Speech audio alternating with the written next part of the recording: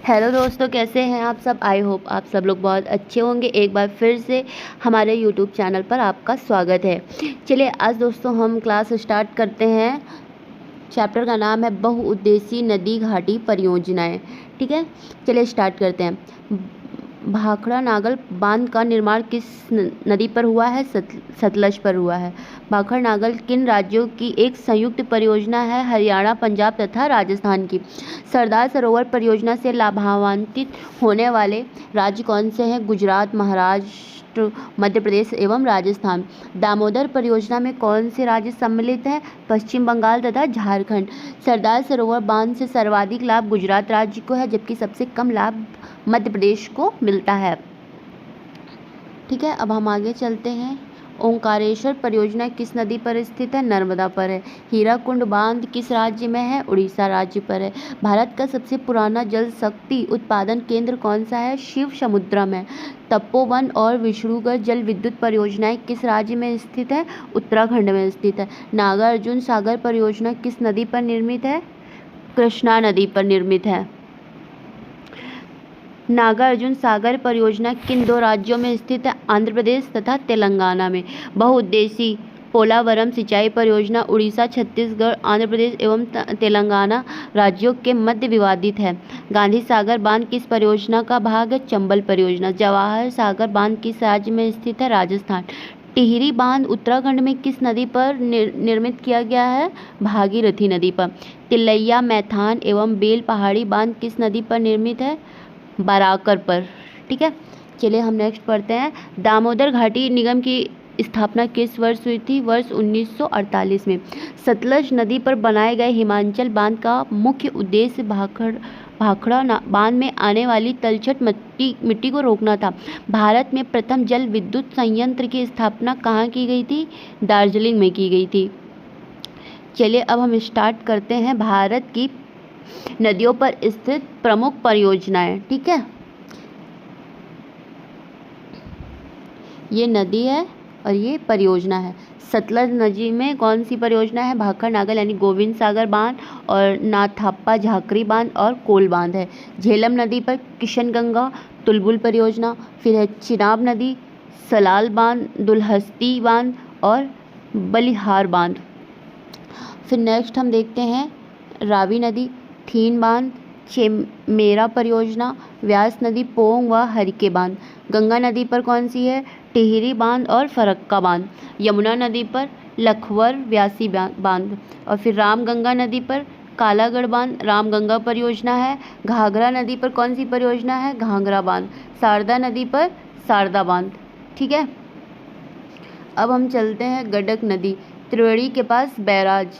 कोसी नदी यानी कि कोसी परियोजना। ठीक है, अब हम चलते हैं चंबल नदी, गांधी सागर, राणा प्रताप सागर एवं जवाहर सागर बांध।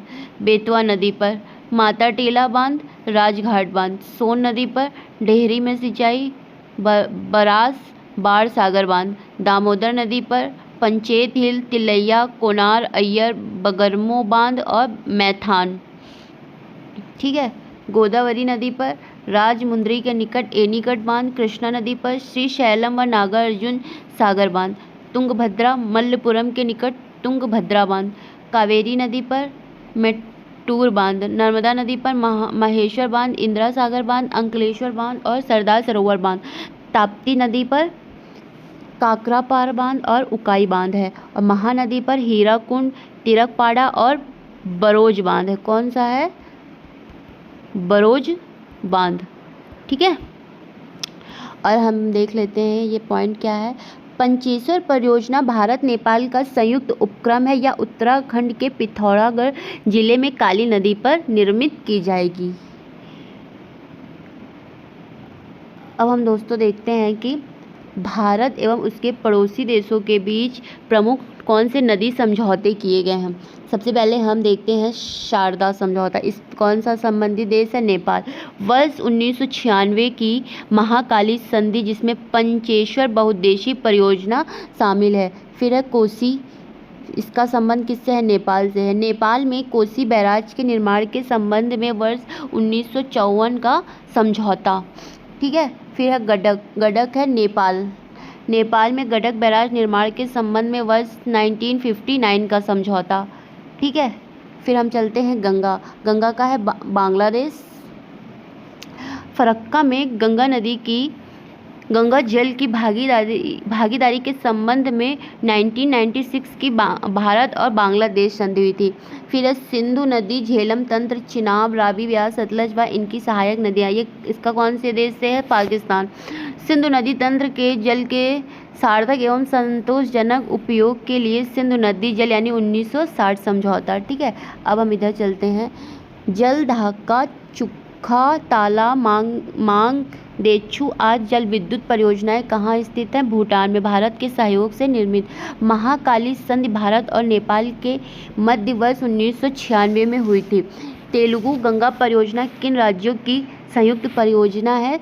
तमिलनाडु, आंध्र प्रदेश तथा कर्नाटक। मयूराक्षी परियोजना किस राज्य में स्थित है? पश्चिम बंगाल।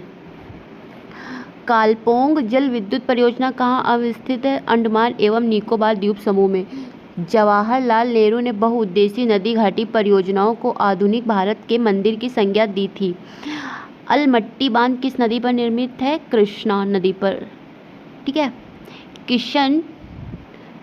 किशन परियोजना किस राज्य में स्थित है? जम्मू कश्मीर में है। मेजा बांध का निर्माण किस नदी पर हुआ है? कोठारी नदी पर हुआ है।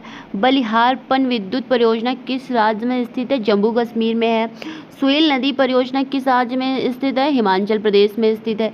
बहुउद्देशीय परियोजनाएं सिंचाई के अतिरिक्त पेयजल आपूर्ति, बाढ़ नियंत्रण, जल विद्युत उत्पादन, नदी नहर परिवहन और पर्यटन आदि अनेक दृष्टि से महत्वपूर्ण है। कल्पसर परियोजना किस राज्य में अवस्थित है? गुजरात में है। तीस्ता जल विद्युत परियोजना किस राज्य में स्थित है? सिक्किम में है। दुलहस्ती जल विद्युत स्टेशन किस नदी पर निर्मित किया गया है? चिनाब पर। ठीक है, तुंगभद्रा परियोजना आंध्र प्रदेश और कर्नाटक की संयुक्त परियोजना है जो मल्लपुरम के निकट तुंगभद्रा नहीं कृष्ण की सहायक पर स्थित है। यह दक्षिण भारत की सबसे बड़ी बहुउद्देशीय नदी घाटी परियोजना है। कावेरी नदी के जल बंटवारे का विवाद किन राज्यों के मध्य है? तमिलनाडु, कर्नाटक, केरल तथा पुडुचेरी।